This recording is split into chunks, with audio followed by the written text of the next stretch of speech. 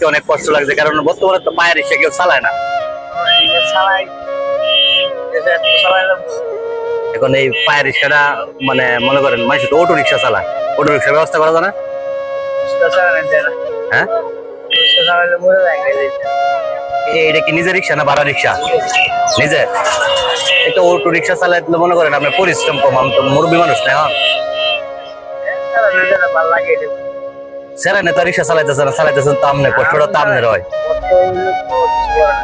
হ্যাঁ, 4-500 হয়। আজকে সারাদিনে কত হয়েছে? হ্যাঁ, আর এখন তো লোক কম রাস্তার মধ্যে।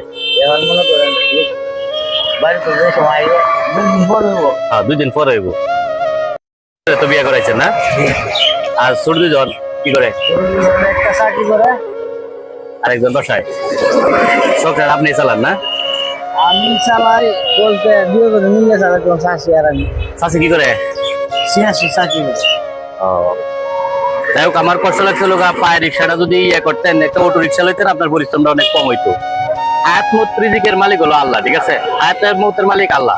এই যে হাজার হাজার লোকে চালাইতেছে, সমস্যা নাই। এই যে আমরা অতটুকু জায়গা আসছি, ঠিক আছে? আমি আপনার রিক্সা মানে ডেকে উঠছি এই কারণে যে অনেকদিন ধরে উঠি না, দেখি আসলেও মানে পরিস্থিতি দেখে একটা ফিল করার জন্য, ঠিক আছে? ভালো লাগছে।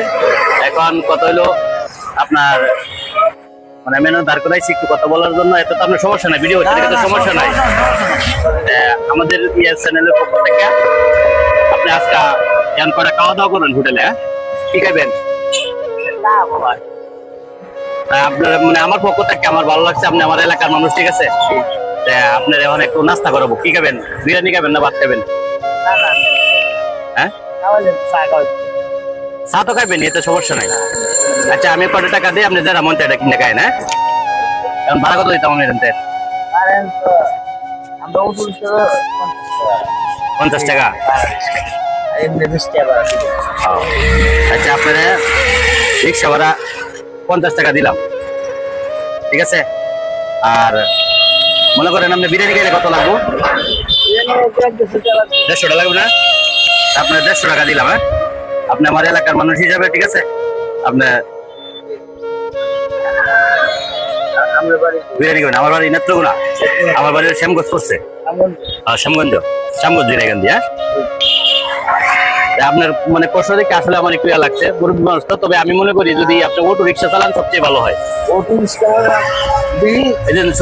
ভিডিওটা ভালো লাগলে সবাই শেয়ার করে দিবেন ইনশাল্লাহ। আপনারা যদি শেয়ার করেন, নেক্সট টাইমে আরেকটা ভিডিও বানানোর অনুপ্রেরণা থাকে, ঠিক আছে? সবাই ভালো থাকবেন, আল্লাহ হাফেজ।